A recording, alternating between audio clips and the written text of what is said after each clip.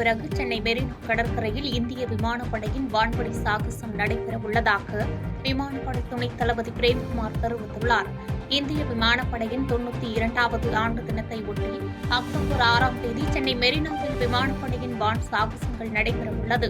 இதுகுறித்து தாம்பரத்தில் உள்ள விமானப்படை பயிற்சி மையத்தில் நடைபெற்ற செய்தியாளர்கள் சந்திப்பில் பேசிய விமானப்படை துணைத் தளபதி பிரேம்குமார், வரும் 6ஆம் தேதி 11 மணி முதல் 1 மணி வரை நடைபெறும் இந்த சாகச நிகழ்ச்சியில் சென்னை, அரக்கோணம், பெங்களூரு, தஞ்சாவூர் ஆகிய இடங்களிலிருந்து விமானப்படையில் அதிநவீன ரஃபேல் விமானம் உட்பட 72 விமானங்கள் பங்கேற்பதாக தெரிவித்தார். இது 11 காலகட்டத்திலிருந்து 1 மணி வரைக்கும் நடக்க போறது. 6ஆம் தேதி 4ஆம் தேதி ஃபுல் ட்ரெஸ் ரிஹர்சல் நடக்கும் அங்க. ஸோ 4ஆம் தேதியும் அதே மாதிரி இருக்கும். உங்களுக்கு 6ஆம் தேதி எப்படி இருக்கும், அதுவும் 11லேருந்து 1 மணி வரைக்கும். நடுவில் நாங்கள் ப்ராக்டிஸ் பண்ணுவோம். அது எப்போ ஏதுங்கிறது சென்னை ஏர்போர்ட்லேருந்து தெரிஞ்சுதான் சொல்ல முடியும். அவங்க கண்ட்ரோல் பண்ணுவாங்க அது நாங்கள் ப்ராக்டிஸ்க்கும்.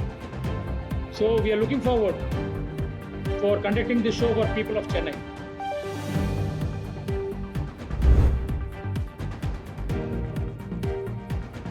சிறுபான்மையினர் மக்களுக்கான பாதுகாப்பையும் உரிமைகளையும் நிலைநாட்டுவதில் அரசு முனைப்புடன் செயல்பட்டு வருவதாக மாநில சிறுபான்மையினர் ஆணைய தலைவர் ஜோ அருண் தெரிவித்துள்ளார்.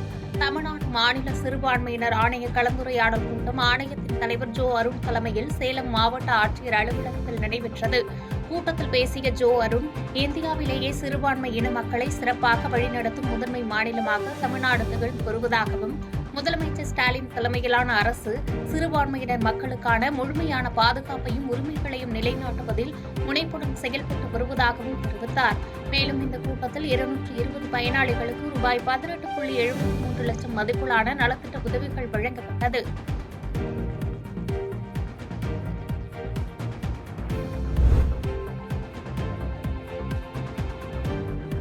பள்ளிக் கல்வித்துறை சார்பில் அரசு பள்ளி ஆசிரியர்களுக்கு நல்லாசான் விருதை மாவட்ட ஆட்சித்தலைவர் வழங்கி கௌரவித்தார். செங்கல்பட்டு மாவட்ட ஆட்சியர் அலுவலகத்தில் பள்ளிக் கல்வித்துறையின் சார்பில் அரசு பள்ளிகளில் சிறப்பாக பணிபுரிந்த 10 ஆசிரியர்களுக்கு நல்லாசான் விருதுகளையும், அரசு உதவி பெறும் பள்ளிகளில் 10 மற்றும் 12ஆம் வகுப்பில் 100% தேர்ச்சி அளித்த ஆசிரியர்களுக்கு நற்சான்றிதழ்களையும் மாவட்ட ஆட்சித்தலைவர் அருண்ராஜ் வழங்கி பாராட்டினார்.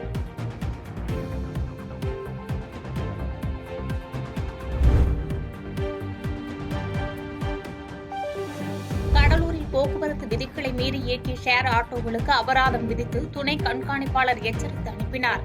கடலூரில் விதிகளை மீறி உரிய ஆவணங்களின்றி ஷேர் ஆட்டோக்கள் இயக்கப்படுவதாக கடலூர் மாவட்ட காவல்துறை கண்காணிப்பாளர் ராஜாராம் அவர்களுக்கு புகார் வந்தது. புகாரின் பேரில் துணை கண்காணிப்பாளர் ரூபன்குமார் தலைமையில் போக்குவரத்து காவல்துறையினர் சார்பில் வாகன சோதனை நடத்தப்பட்டது. இந்த வாகன சோதனையின் போது ஓட்டுநர் உரிமம், காப்பீடு, வாகன தகுதி சான்று மற்றும் அனுமதி ஆவணங்கள் போன்றவை இல்லாமல் வந்த 25 ஷேர் ஆட்டோக்களுக்கு தலா 500 ரூபாய் வரை அபராதம் விதிக்கப்பட்டது. மேலும் போக்குவரத்து விதிகளை பின்பற்றாத ஷேர் ஆட்டோக்கள் மீது கடுமையாக நடவடிக்கை எடுக்கப்படும் என துணை கண்காணிப்பாளர் எச்சரித்து அனுப்பினார்.